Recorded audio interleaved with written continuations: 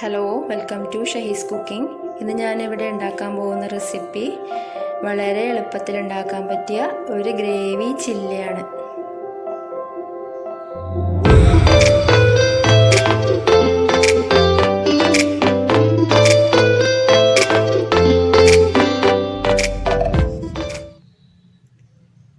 ഇനി നമുക്ക് ഇതിന് വേണ്ട ഇൻഗ്രീഡിയൻസ് എന്തൊക്കെയാണെന്ന് നോക്കാം. ഞാനിപ്പോൾ എടുത്തത് 1/2 കിലോഗ്രാം എല്ലോട് കൂടിയിട്ടുള്ള ചിക്കൻ ചെറുതായി കട്ട് ചെയ്ത് വിനീഗറും ഉപ്പും ചേർത്ത് കഴുകി വൃത്തിയാക്കി വെള്ളം വാർന്നു വെച്ചതാണ്. ഇനി നമുക്ക് ഇതിലേക്ക് ചേർക്കേണ്ട പൊടികൾ നോക്കാം. 1/4 ടീസ്പൂൺ മഞ്ഞൾപ്പൊടി ചേർത്ത് കൊടുക്കുന്നുണ്ട്.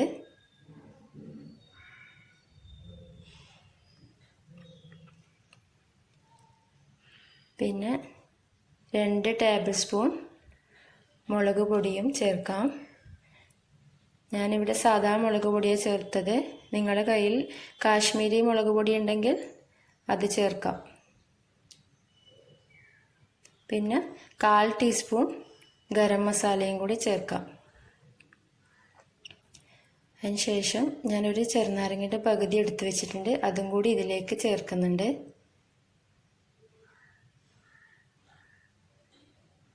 അതിൻ്റെ കുരു ഇതിലേക്ക് ആയിട്ടുണ്ട്, അത് ഞാൻ മാറ്റി കൊടുക്കാം.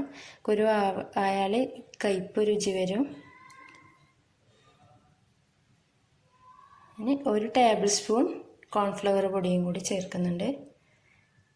പിന്നെ ആവശ്യത്തിനുള്ള ഉപ്പ് 1/2 ടീസ്പൂണോളം ഉപ്പും ചേർക്കാം.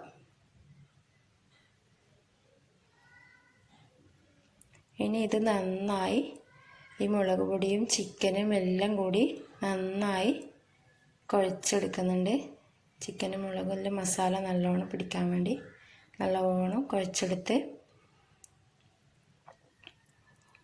വെച്ചിട്ടുണ്ട്. ഇനി ഇത് 10-15 മിനിറ്റ് ഈ ചിക്കനിലേക്ക് ഈ മസാല പിടിക്കുന്നത് വരെ മാറ്റി വെക്കാം.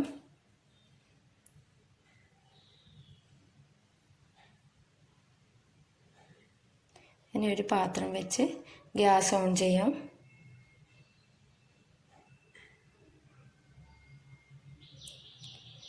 പാത്രം നന്നായി ചൂടായി വന്ന് ആവശ്യത്തിനുള്ള ഓയിൽ 3-4 ടേബിൾ സ്പൂണോളം ഓയിൽ ചേർക്കുന്നുണ്ട്.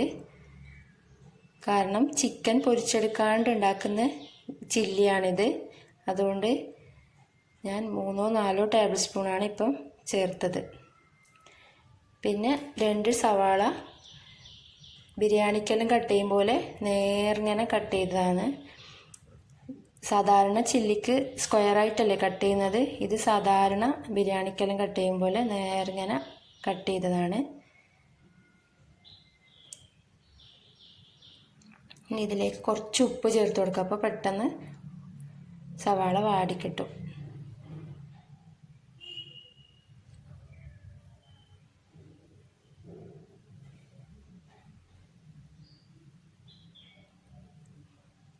ഇതൊന്ന് അടച്ചു വെക്കാം.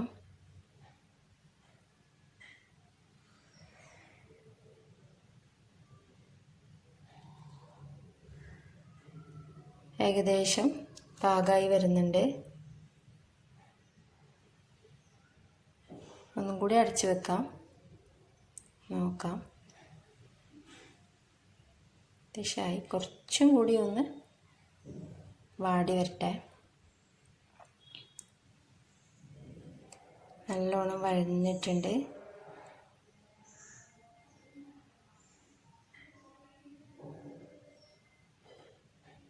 ഇനി ഇതിലേക്ക് പുരട്ടി വെച്ചിരിക്കുന്ന ചിക്കൻ ചേർത്ത് കൊടുക്കാം.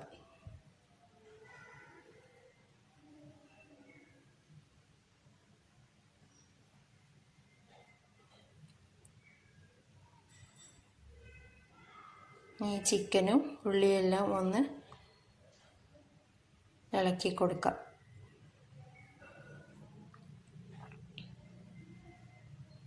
നല്ലോണം ഒന്ന് ഇളക്കി കൊടുത്ത്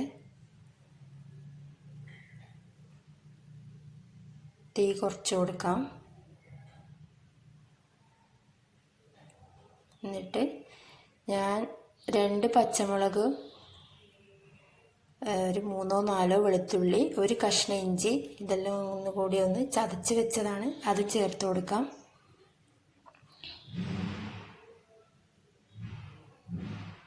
ഇതൊന്ന് ഇളക്കി കൊടുത്ത്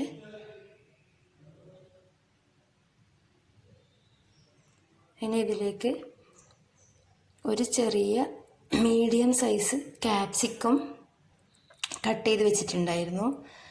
ചെറുതായി കട്ട് ചെയ്താണ്, സ്ക്വയറായിട്ട്. അതും കൂടി ഇതിലേക്ക് ചേർത്ത് കൊടുക്കാം.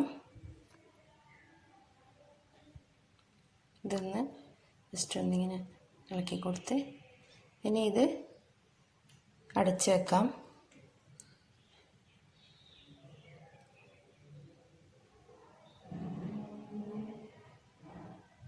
ഏകദേശം 10 മിനിറ്റായി, ഏകദേശം ആയി വരുന്നുണ്ട്. ഇതിലേക്ക് 2 ടേബിൾ സ്പൂൺ ടൊമാറ്റോ സോസും ചേർത്ത് കൊടുക്കുന്നുണ്ട്. വേറെ സോയാ സോസോ ഒന്നും ഞാൻ ചേർക്കുന്നില്ല. വളരെ കുറച്ച് സാധനങ്ങളുണ്ടെങ്കിൽ പെട്ടെന്ന് ഉണ്ടാക്കാൻ പറ്റിയതാണ്, ഈസിയാണ്. ഇത് ഏകദേശം റെഡിയായി വരുന്നുണ്ട്.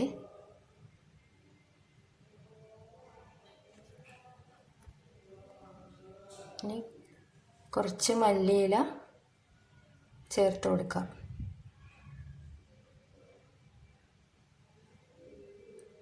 ഒരു പിടി മല്ലിയിലയാണ് ഞാനിപ്പോൾ ചേർത്തത്.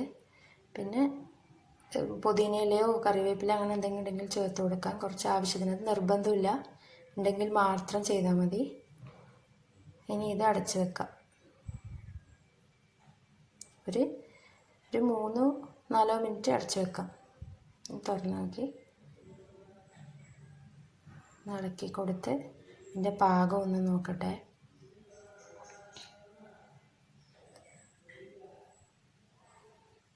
നമ്മുടെ ഗ്രേവി ചില്ലി റെഡിയായി. തീ ഓഫ് ചെയ്യാം.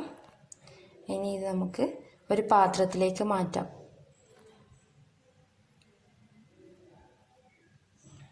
ഒരു പാത്രത്തിലേക്ക് മാറ്റാം.